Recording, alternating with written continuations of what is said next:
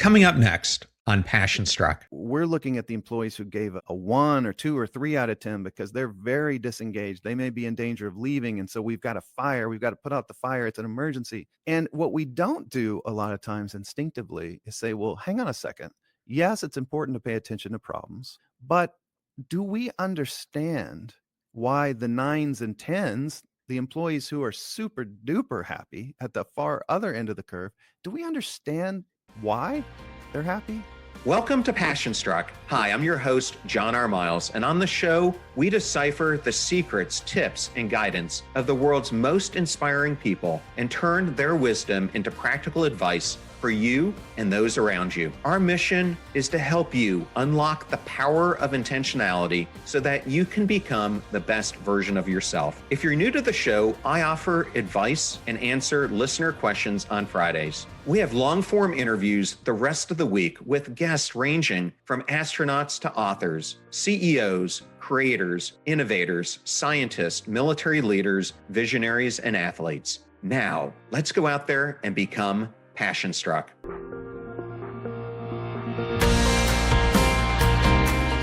Hey, Passion Struck family, I have such an incredible guest for you today, Dan Heath. Welcome to the podcast, Dan. Thanks so much, John. Great to be here. Dan, I have been a fan of you and your brother Chip's books for years. If the listeners aren't familiar with you, you also have a phenomenal podcast that I listen to quite frequently. It's called What It's Like to Be. Congratulations on all your achievements. Thank you. The podcast is still in its first legs. It's barely over a year old. We're about 50 million downloads short of your track record. We're doing our best.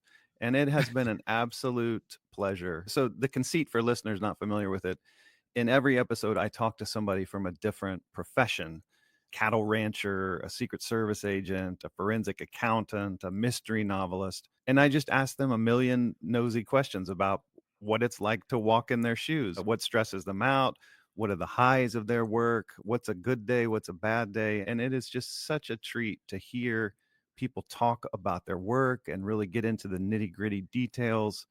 And for me, it's a personal passion. I don't think this is ever going to be something that threatens Joe Rogan, but I really enjoy the process of making it. Well, a couple of my favorites that I've listened to was Cindy Marble, who's a Secret Service agent. And it was so uncanny when I heard that and her describing that what they're always trying to do is to prevent someone from taking the high ground. And then, unfortunately, the Trump assassination attempt, where it was a colossal fail on that. I went through exactly the same thought process as you, because that interview was published just a couple of weeks before that shooting. And I just remember wincing as she had just said, this was the result of the JFK assassination, that they learned you could never let the bad guys take the high ground.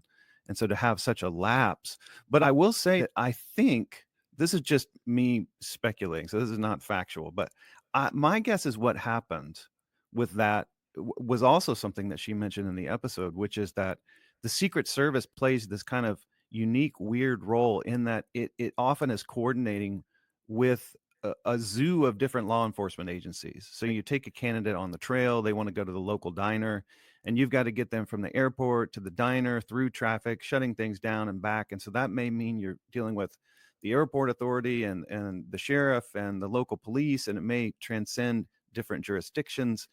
And my guess is what happened was basically a communication breakdown between this soup of different law enforcement agencies that were on site there. At least that's one man's personal theory of what went wrong.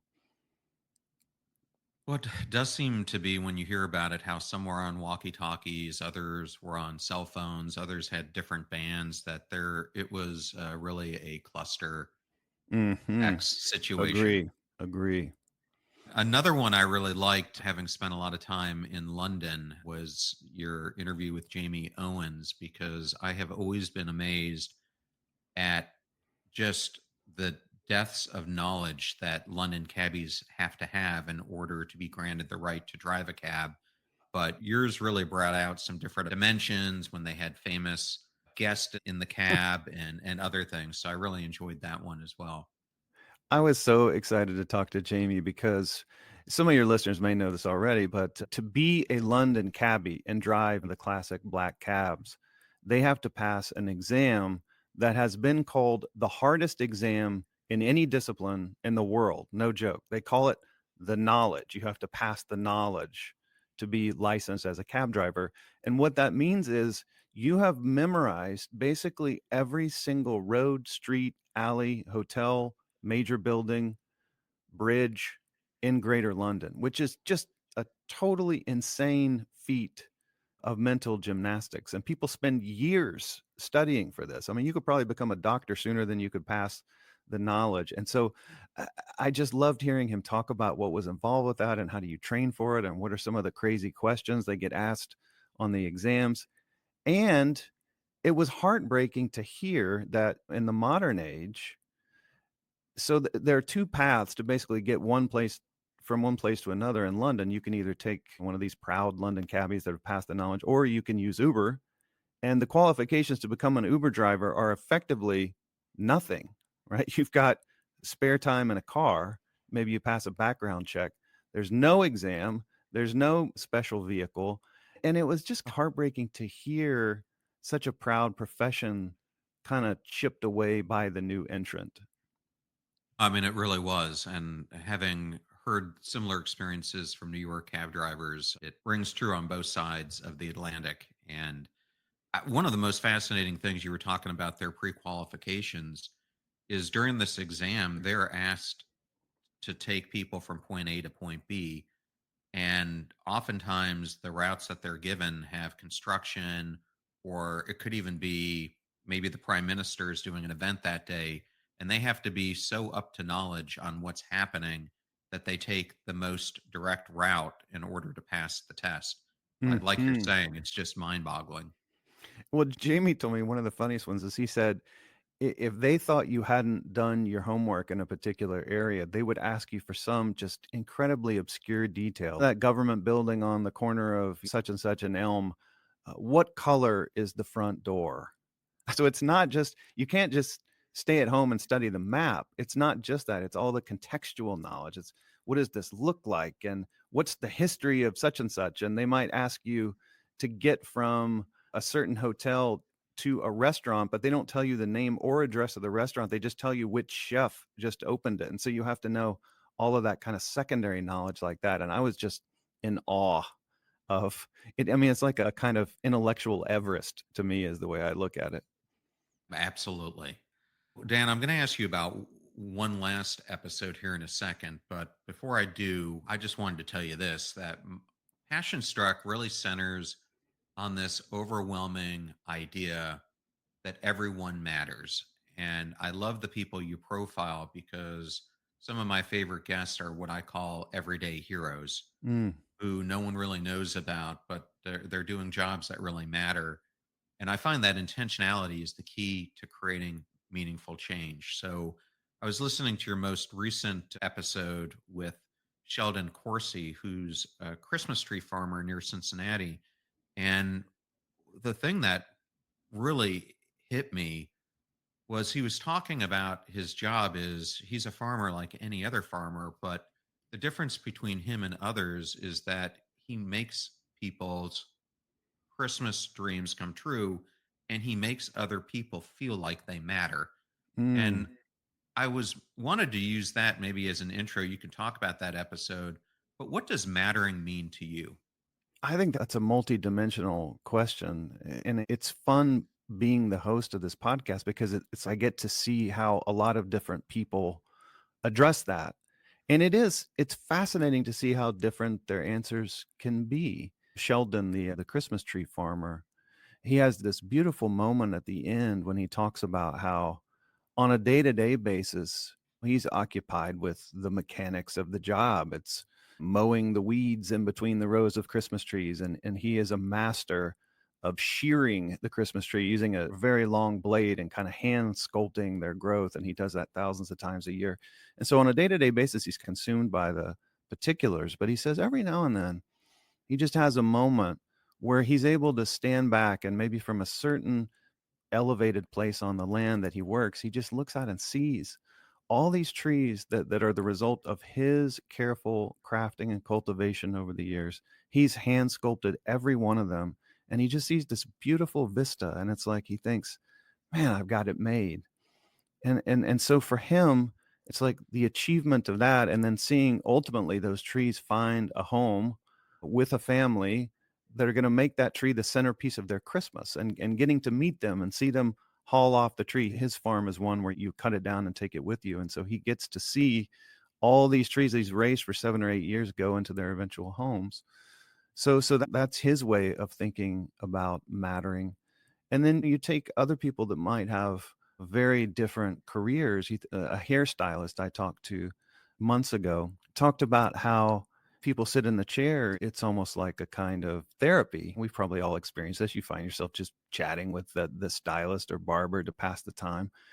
And she says over a period of years, you see your clients grow. And it had just never dawned on me to think this way. But she said she had clients where she did their elementary school piano recital and then their prom haircut and their college graduation haircut. And then, oh my gosh, she's on site the day they're getting married. And just the trajectory of being able to see and grow up with your clients and see how they blossom and see how they change over time.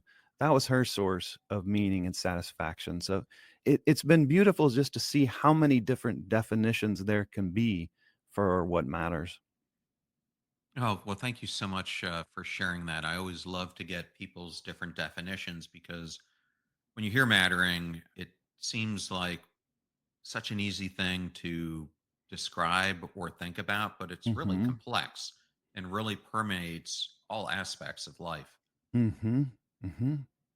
So I want to turn before we start discussing your newest book to one of your first books. I want to take people back into time. So the time period here is the end of 2006, beginning of 2007, and I worked as an executive at Lowe's Home Improvement, and I had just gone from leading kind of cybersecurity infrastructure operations to being tapped on the shoulder to lead all application development. And Mm. we had a about $1.5 billion budget where the vast majority of it was going to application development type efforts. And I remember I was talking to the head of strategy who is a real good friend of mine. And he told me as I was taking the job, John, you're, you guys in IT are phenomenal at delivering solutions that are irrelevant by the time they're delivered. And it really struck me. And part of the issue was the idea cycle was taking too long to go through the process of the system that we were using to get projects to go through this gating system through the executive committee, through all these sub gates to getting delivered. And I happened to discover your book at this time and read it, and it really changed my viewpoint on the anatomy of how do you explain things so that they're stickier and that there's more of an urgency built underneath them to get it done more quickly. Mm. But I have to tell you, as I was going through this, I happened to go I think it was probably 8 or 9 months later. I was at NRF, the National Retail Federation's big event in New York Mm-hmm. City, and I was fortunate enough to be working with a vendor who took us into this room and said, "We have a special guest that we're going to introduce you to," and it was Tom Ridge, who had formerly been the first director of Homeland Security. And so we're in this room and we're talking to him, and we start, one reason or another, start talking about this war on terror that President Bush was deeply involved in, and that he was at the epicenter when he was Homeland Security. And I happened to talk to him about it, and I said, Secretary Ridge, one thing that really strikes me is that this idea isn't sticking, and part of the reason it's not sticking is you're not using any type of scorecard for the American people to make them understand what progress is being made, what isn't being Mm. made, etc. And I took some ideas that you had from the book, and I actually said them to him. And I'm not joking. 2 weeks later, the president comes out with a national address and said, going forward, we're going to be using a scorecard to. He basically took everything I said to Tom Ridge, and Tom Ridge must have had a conversation with them, and they actually incorporated our discussion into national policy. So No I thought I would way. just share that with you. Wow. The temperature is yellow, that stuff, it came out of that? Yes.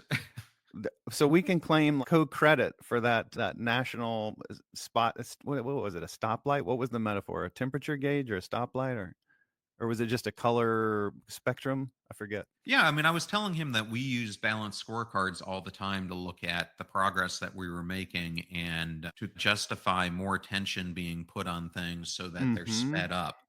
And I suggested to him that they use the same type of thing to indicate pain points and progress and other things to make people understand what all the money and attention is doing. Man, what a great story. Thanks for sharing that. Boy, you made the most of that moment. Well, it was just one of those lucky things where I just decided to speak. And he was kind enough to have that air about him that allowed you to speak to him. And I felt comfortable doing it. That's so good. Well, Dan, the book we're talking about today, which is your brand new book that we'll have released when this episode comes out, is titled Reset: How to Change What's Not Working. And to me, this whole idea of mattering, I think, really plays into this whole idea of reset. How does this concept of mattering resonate with the framework you explore in Reset? I think the starting point for reset, the problem it's trying to solve is the problem of mindless and undesirable autopilot. Like you've reached a point in your personal life or at work where you're just you're going through the motions, you're trapped in the gravity of the way things have always worked, and you want something better and different, and maybe you've made gestures in those directions before, but nothing's really changed, and so this kind of complacency has set in. In fact, the first story in the book to me has become a kind of symbol for this. So it starts in a receiving area in a hospital, Northwestern Memorial Hospital, and in this receiving area there was a red phone on the wall that rang all the time. It was usually like a staffer or a nurse calling to check on the status of some package they'd ordered, maybe some medication or some surgical gloves or whatever. And so somebody in the receiving area pick up the red phone, get the call, and then go on a kind of scavenger hunt around the receiving area. Like it was just chaos. It was trying to find something in a hoarder's attic in those days. And the numbers say it all. It took them an average of 3 days to get a package delivered within the hospital, which is just nuts, right? You order a medication and maybe FedEx or UPS get it halfway across the country in a day or two. And then to get from the basement of the hospital to the third floor might take another 3 days. So this is a fantastically expensive problem because sometimes medications just expire right in the box because they're not put in a fridge in time. Sometimes it leads people to over order because they're afraid they're not going to get their package in time. Sometimes people are trying to make side deals with the UPS driver to just bypass the receiving area and come straight to their floor. And what I would say about this situation is that the people working in the receiving area were not incompetent. They were not dumb. They were not lazy. They were stuck. They were working a hard day every day. They came to work, they did their best, they went home. And when you rack up enough days, and some of them have been working there for decades, so they might have had 20 years in a row with an average track record of 3 days to deliver a package. You just come to assume, well, that's just the way reality is, right? That's the physics of my world is it takes 3 days. And so the departure point for the book is to say, when you're in a situation where things aren't the way you want them to be, and you aspire for more, but you're skeptical you can get to more, what do you do to escape that trap? And so those are the first couple of pages in the book, and I think a metaphor for what's to come.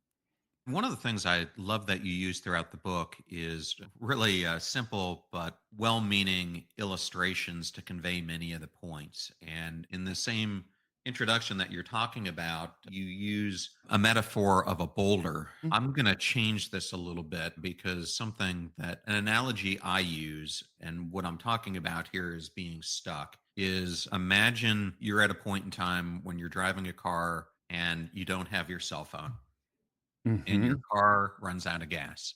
Mm. You're really stuck with two paths. You can either put your hand up in the air and try to get someone to come over and give you help. But if not, you're either going to have to walk or you're going to have to push your car to a place where you can fill it up. And let's take that path of pushing the car because I think it's like your analogy to a boulder. So, as you write in the book, when you're thinking about pushing this car, we often make the mistake of thinking that we can't do it because of a lack of effort, meaning it's going to take more effort to do it than we're possibly able to achieve. But I love how you frame this because in order to move that car or the boulder, you've got to be smart and strategic. The thing that I really love that you use here is a term that you have in the book called a leverage point, which was originally popularized by Danella Meadows, but it really captures the situation because you're looking for a change of equilibrium on how do you push that car in an efficient way that you're going to start getting momentum. And I think the same thing applies to changes we want in our life or in the work environment too. So, can you take that analogy and maybe run with it a bit more? Absolutely. In fact, the very heart of the book is a very simple two-part framework. So the idea is to get unstuck, to get to a different and better equilibrium, you've got to do two things. One is to find leverage points, which is just an acknowledgement of the fact that in complicated situations, we can't change everything. We can't change most things or even maybe a significant fraction of things, but we can change something, and so leverage points are the something we want to find because that's an intervention or an action where a little bit of investment yields disproportionate returns. So that's part one. That's like, where do we aim our efforts? And then the second part is, how do we push in that new direction that we've identified? How do we get the force, the fuel we need to go in a new direction? And it's compounded by the fact that we probably don't just have satchels of free cash on the sidelines or idle employees that we can draft into duty. Like, we're probably stuck with what we have today, which means we've got to reorganize, realign. In the book, I use the phrase restack resources to push on those leverage points. So that's it. Find leverage points, restack resources. Very simple. But of course, it's really complex to do those things. Like, the first half of the book is about the detective work of where do you find these magical leverage points that let you do a lot with a little.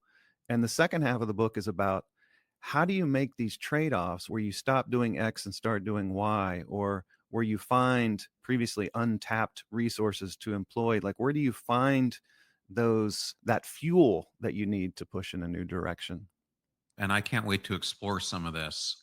I want to start out with something that you describe as situations of bad equilibria, where people or systems are trapped in unsatisfactory patterns.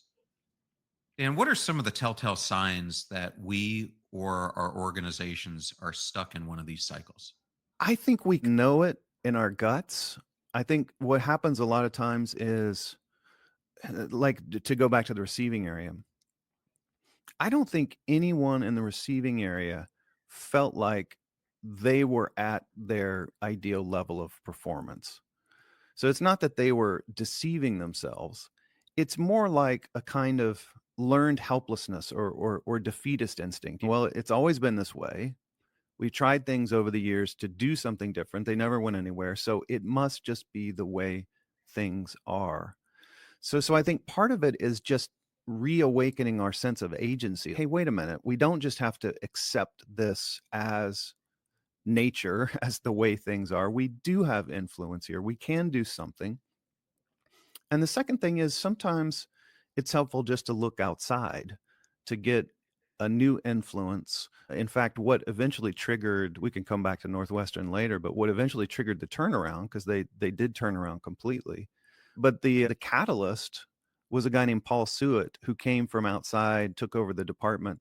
His background was in lean manufacturing. And so he was used to looking at things from a systems lens, and when he came in, it was just immediately obvious, hey, things can be different here. And if I can convince this team to trust me on this journey, like we can go from being the pariahs of the hospital to the superstars. Well, it's absolutely true. And I want to go through a couple of chapters of the first section. And let's talk about chapter 1, because to me, this really coincided with some of the value systems that I saw at Lowe's.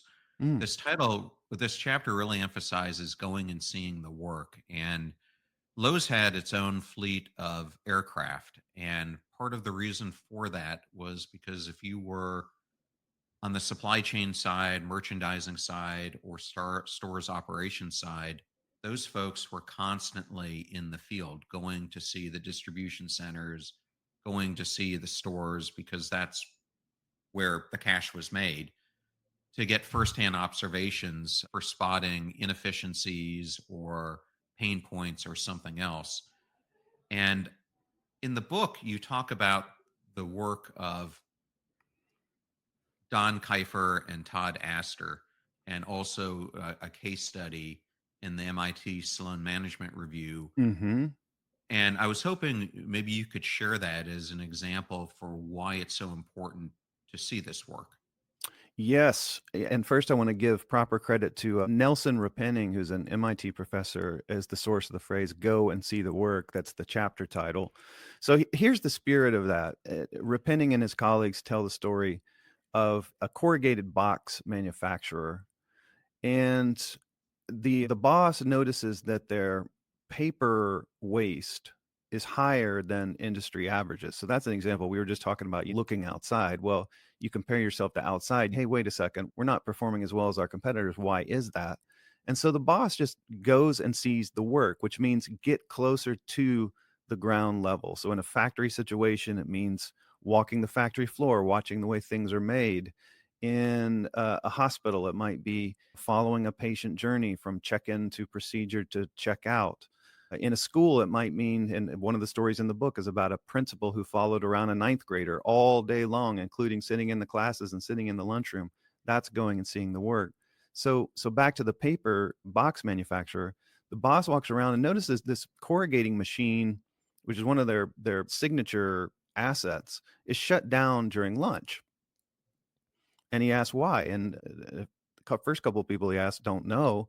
Eventually runs down the answer is years prior, there was some instability from the local utility that provided electricity to the factory. And it seemed to be concentrated around lunchtime. So they just started kind of preemptively shutting down the machine because it wasn't good for the machine to have variable power and just be abruptly shut down. And so being good systems thinkers, they thought, aha, well, we'll get ahead of this. We'll prevent any damage to the machine by shutting it down. But the way organizations work is over time, things just become habitual. And so it just becomes part of your day-to-day checklist. Well, okay, did we shut the machine down for lunchtime? Yes, check. And months go by and months go by. And meanwhile, the utility has fixed the instability, but it doesn't change the fact that they're shutting down the corrugating machine at lunchtime. Years later, the boss is like, why are we shutting down this machine? Every time we shut down the machine, it creates waste because there's work in product, and then there's a startup cost, and then there's whatever was in the machine when we shut it down. And so that's one of the major sources of waste. And nobody has a good answer. And they eventually find they've been shutting the machine down for no purpose at all. And so that's an example of where, from a boss's perspective, when you're looking at numbers on a spreadsheet, our waste per month is such and such, it might tell you directionally something's not great, but you can't really diagnose it. You can't really figure out, hey, what could we change to get a better answer until you go and see the work. Oh, it's absolutely true. I would go on these visits with the the Lowe's executives, and I love going to the supply chain facilities. And if anyone's familiar with distribution centers, they're really focused on this concept of cycle time. Like, how Mm, long does it take once a package gets in to get it back out? And once you start seeing how everyone in these centers, and the Lowe's ones were like a million and a half square foot, are operating, that there's a lot of inefficiency. And so they, while I was there, implemented something called putting people on standard, which was they started to automate the way that they were picking, so that the system would tell them where the next item was, how long they had to pick it, and did it in a coordinated manner, so it didn't have them moving all through the facility, but had them go much more directly from point to point. Um, mm. so it's the same philosophy. So That's a great example of one of the chapters in the book is about waste. And waste is wonderful because if you can find places where you're spending energy, time, money, cash, whatever, to no positive value, you can cut it instantly. Nobody suffers, and then you can use those assets to help assist in your push toward the leverage points. well, Dan, in chapter 3, you discuss studying the bright spots, how focusing on what's already working can help replicate success. And in here, I loved what you wrote. You say averages are great for monitoring, but terrible for diagnosis. Averages can tell us something's wrong, but they're unlikely to tell us what's wrong or how to fix it. And one of the things that you brought up was net promoter score. And when I was at Dell, that's what we used to judge everything, was NPS. And the problem with it is it's really an average.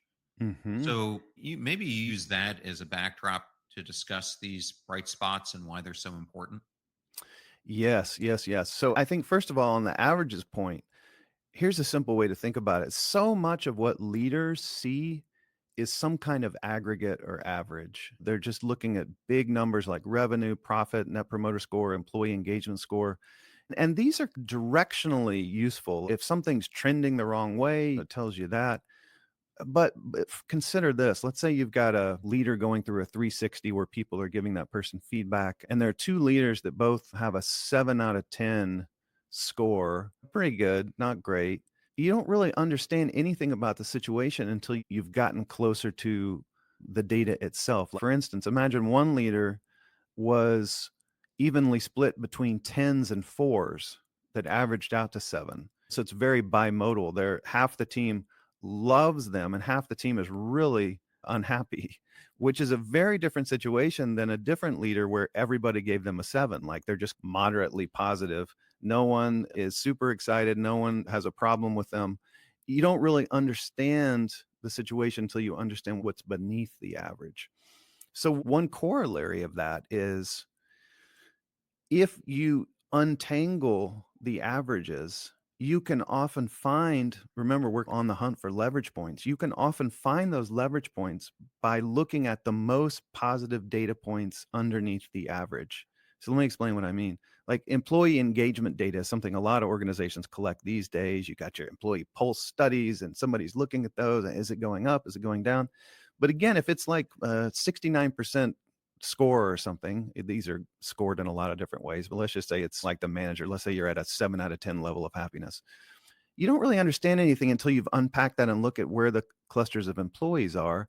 And specifically, I would argue that in most cases like this, our attention goes immediately to the problem areas. So we're looking at the employees who gave a 1 or 2 or 3 out of 10 because they're very disengaged. They may be in danger of leaving. And so we've got a fire. We've got to put out the fire. It's an emergency. And what we don't do a lot of times instinctively is say, well, hang on a second. Yes, it's important to pay attention to problems, but do we understand why the nines and tens, the employees who are super duper happy at the far other end of the curve, do we understand why they're happy? And that's the intent of studying the bright spots, is to try to understand why when we succeed, we are succeeding. And that may sound obvious. Well, how could anybody not know that? But I'll tell you, my experience is people instinctively study the problems and people know when they succeed, but they don't study it, they celebrate it. or they're relieved that it was a success so they can spend more time on the problems. But we rarely study with the same tenacity what is working as we do what's not working. I mean, I think that's a great point, and I always use this example is so many people talk about their bucket lists and what they want to accomplish, Hmm. but I always tell them to look at their reverse bucket list. What are all the positive things that you've accomplished in your life that you never thought was possible? Because that really Mm. gives you that inner fortitude to feel like you can take on things where maybe you feel fear or self intimidation or something else. So I love that chapter. Well, and I know a lot of your listeners are thinking about personal growth, and just for pure truth in advertising, just this book is probably 75% organizational and 25% personal. So I don't want to sell something improperly. But this bright spots idea translates directly to personal growth. I've used it many times myself because the idea is, let's consider a New Year's resolution. And most people set these lofty resolutions. And of course, we all know most people fail and they abandon them. And then we beat ourselves up. But the bright spots philosophy says something very different, which is maybe you started the year swearing that you were going to work out 3 times a week. And maybe at the end of January, you've only gone 3 times total instead of 3 times a week. So, from the way we've been taught, that's a failure.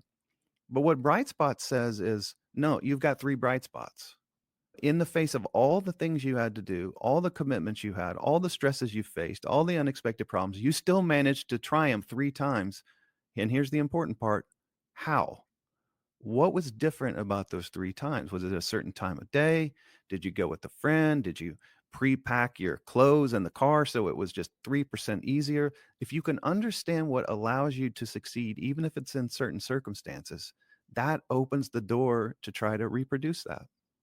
Such a well said point. And I think, as you said, the book does have more applicability to organizations, but I did find some direct bright spots throughout it that people could apply directly to their lives.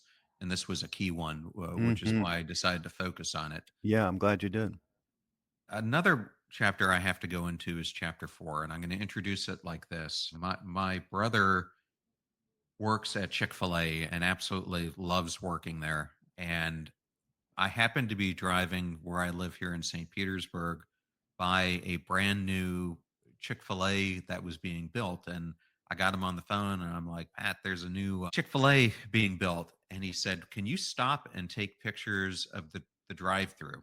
Mm. And we are piloting a new double drive-through covered that we're putting into more markets. And I started asking him about the drive-through because for me, when you go to so many of their stores, you almost don't even want to go into them because there are like 80 cars in line, it seems. And you're like, this is going to take 10 years to get through.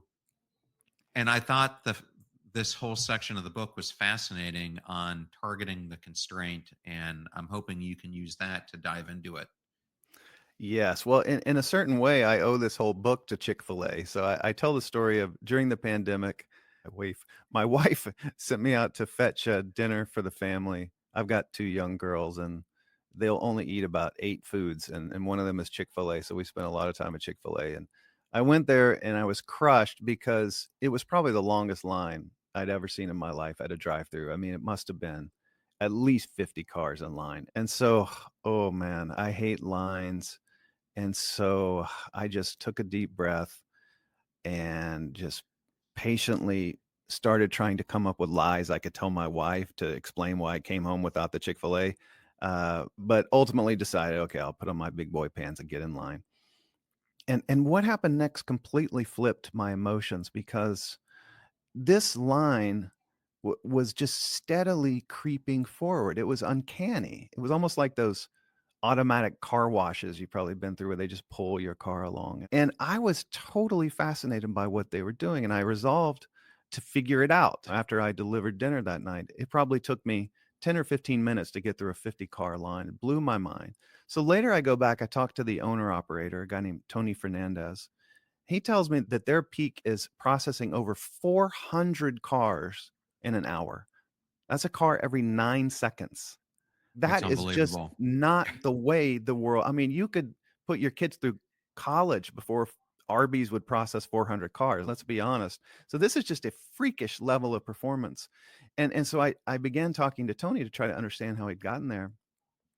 And he had just this laser sharp philosophy. He said, drive-through flow, which is what they're managing to, is all about finding the bottlenecks, managing the bottlenecks, or the word I use in the book is constraint, but they're synonyms. What's the limiting force in the system? And so, for instance, in a lot of drive-throughs, the bottleneck will be the menu board, the plate, the little, menu where you order. And there are some these days that have 2 lanes. Most of them still have 1 lane. And so if you get behind that one person that gets to the board and then they roll down their window and they're just dazzled by the array of choices in front of them and they take 5 minutes to decide, like, that means your time in line went up by 5 minutes and the person behind you went up by 5 minutes. And so, as an example, that's a constraint that Chick-fil-A, at least my local Chick-fil-A, said, well, what do we need a menu board for? I mean, it's nuggets and fries. Like, how hard is it? So they literally don't have a menu board anymore. They might have 5 human beings in the parking lot at once taking orders right at your driver's side window. You've probably seen this before. They'll walk up with an iPad and, what can I get you? I mean, imagine that 5 people dealing with orders at once. There's not a drive-through on the planet that has 5 different menu board lanes. So that gives them this incredible ability to scale up and down. If they're busy, maybe 4 or 5 people are taking orders. If they're slow, maybe it's 1 or 2. And here's the important thing.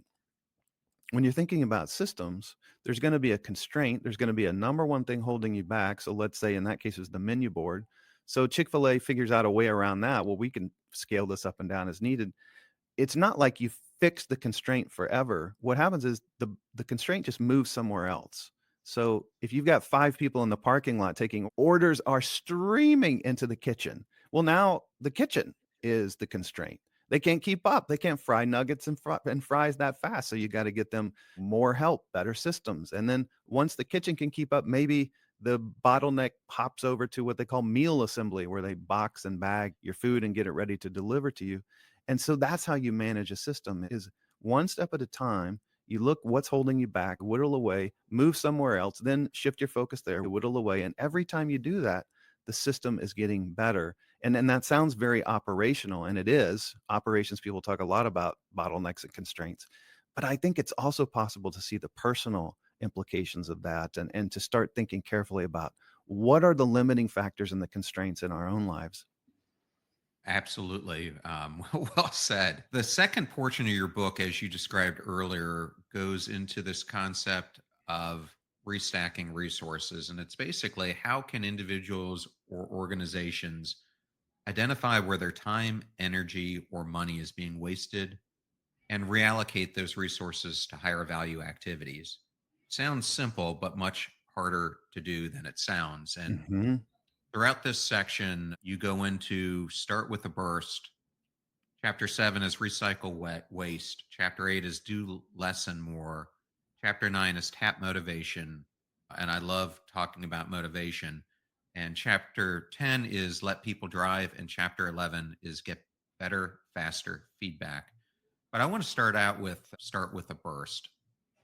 And something that I want to go back to is that whole thing that I was talking about with getting this car moving that's stuck on the side of the road, because Hmm.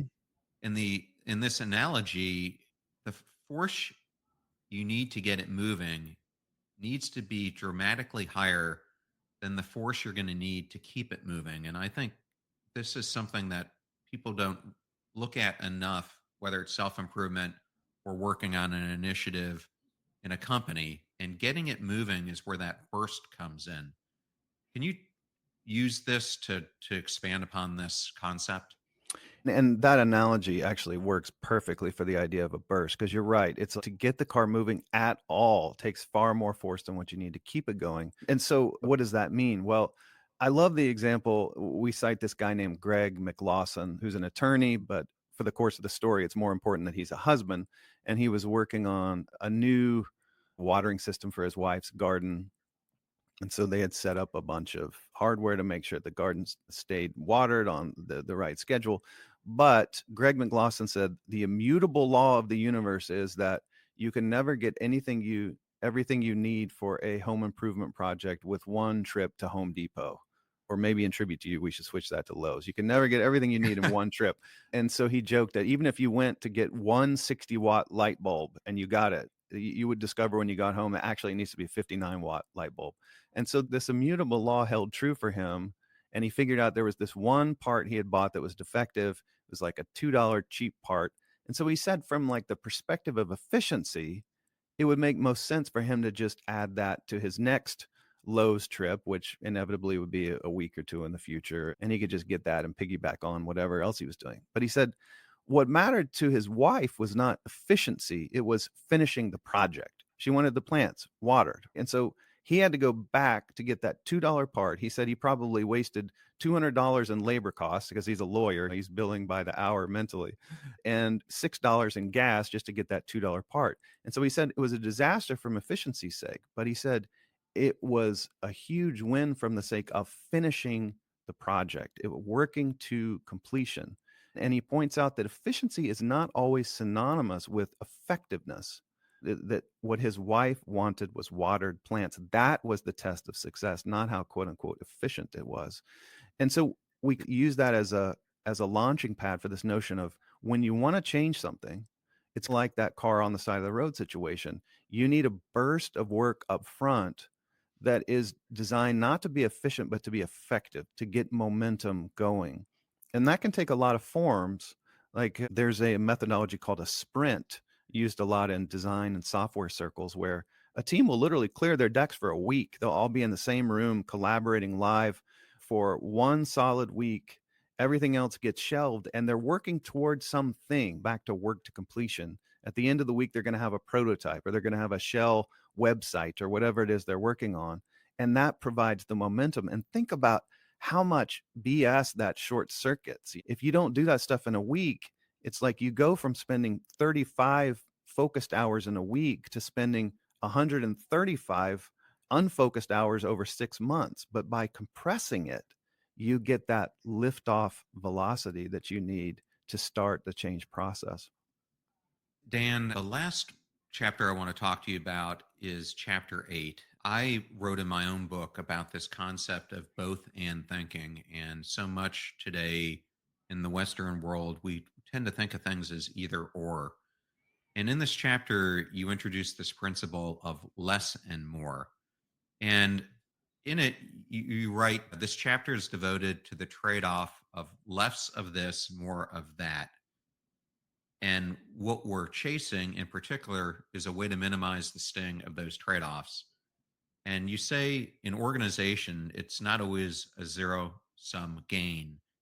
You can find low sting, high bang trade offs. Can you tell me what you mean by low sting, high bang trade offs? Yes. So this came out of a conversation I had with a guy named David Philippi, who's a consultant at an agency called Strategex. They're zealots for the Pareto principle. I'm sure everybody listening has heard the 80-20 principle. And in the business world, you often hear 80% of the revenue comes from 20% of the customers. Philippi told me that's generally been true, although he said for profit, it's far more distorted. It's more like 20% of your customers are 150% of your profits.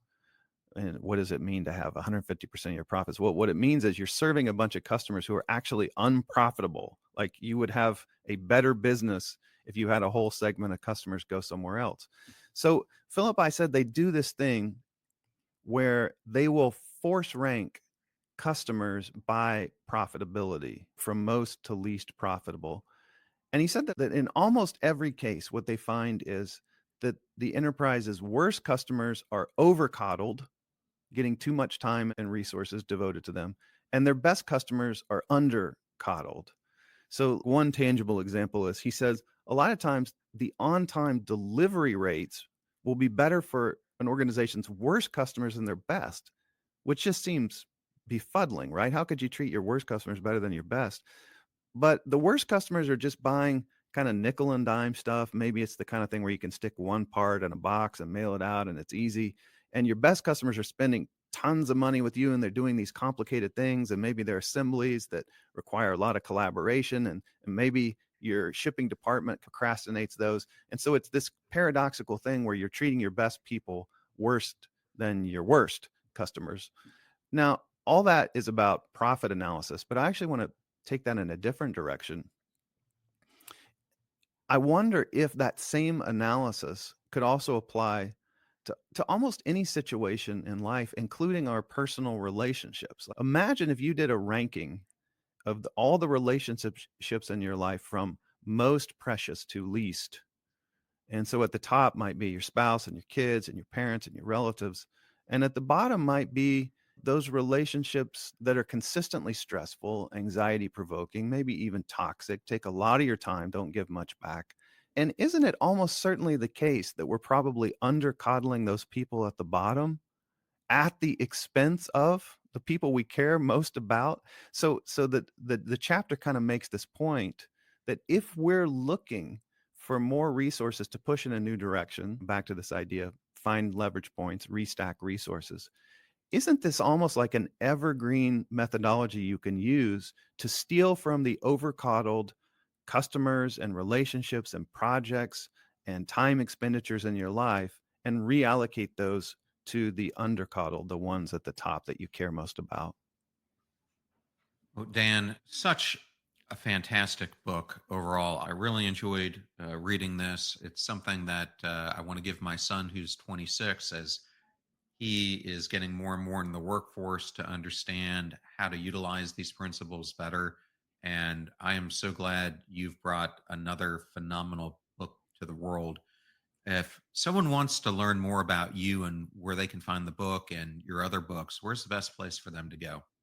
Well, I was going to say two things, but it's actually all in one place. My name is Dan Heath, spelled like the candy bar, danheath.com. And that will give links to, we talked about the book Reset. And we also talked about my podcast, What It's Like to Be. And both of those have really visible links on that danheath.com site. Thanks for asking that. And the last thing I just wanted to say is for the listeners, Dan and his brother have written so many other books that I would also recommend: Upstream, The Power of Moments, and perhaps Switch, which is how to change things when change is hard, which may be prior to this book, my favorite one that you had written. Well, But Dan, thanks. it's such an honor to have you on the show. Thank you so much for joining us. Thanks so much, John. It's been a treat.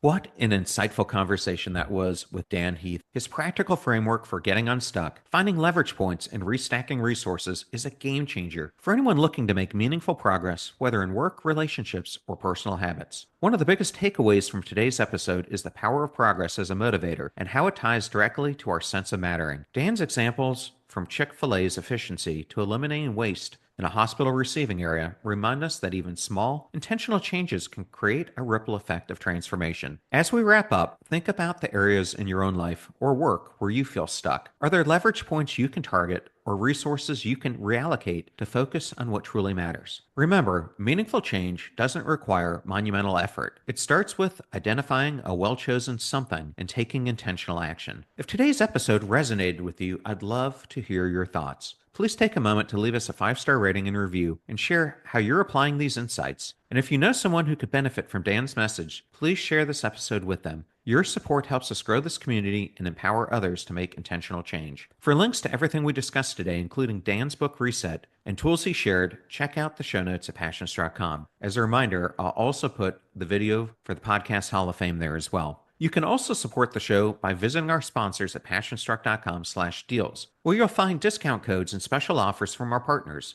Every resource fuels the show and helps us bring you inspiring content every week. Beyond the podcast, I am passionate about sharing these insights with organizations and teams through speaking engagements. If today's episode sparks something in you and you think these messages could inspire your organization, visit johnrmiles.com/speaking to explore keynotes, workshops, and other opportunities. And don't forget to subscribe to our Live Intentionally newsletter and watch today's conversation on YouTube. Before we go, here's a preview of what's coming up next on Passion Struck. Joining us is Dr. Allison Wood Brooks, a Harvard Business School professor and author of Talk. In this episode, we dive into the science of conversations. why they matter, how to make them impactful, and how to navigate even the most challenging interactions. It's an episode packed with actionable insights you won't want to miss. So your question is, how can we think about the way that we communicate? How does that relate to us mattering? It's such a profound question. I think one thing that I've learned by doing this research and teaching this course about conversation is that our evidence to ourselves and to other people that we matter and that they matter, the place where that happens is so often during our conversations and in these little tiny moments where we make small choices that show, oh, I believe in myself or I believe in you. And the difference between micro kindnesses and micro harms, sometimes when you're looking at a transcript, they look very subtle. But I think in the emotional experience of those interactions, the difference can be massive in terms of how much you are conveying that you believe that you matter and how much you care about the other person and convey that they matter. Thank you, as always, for spending your time with us here on Passion Struck. If you found value in today's episode, the fee is simple. Share it with someone who could benefit. And as always, do your best to apply what you learn here so that you can live what you listen. Until next time, live life passion struck.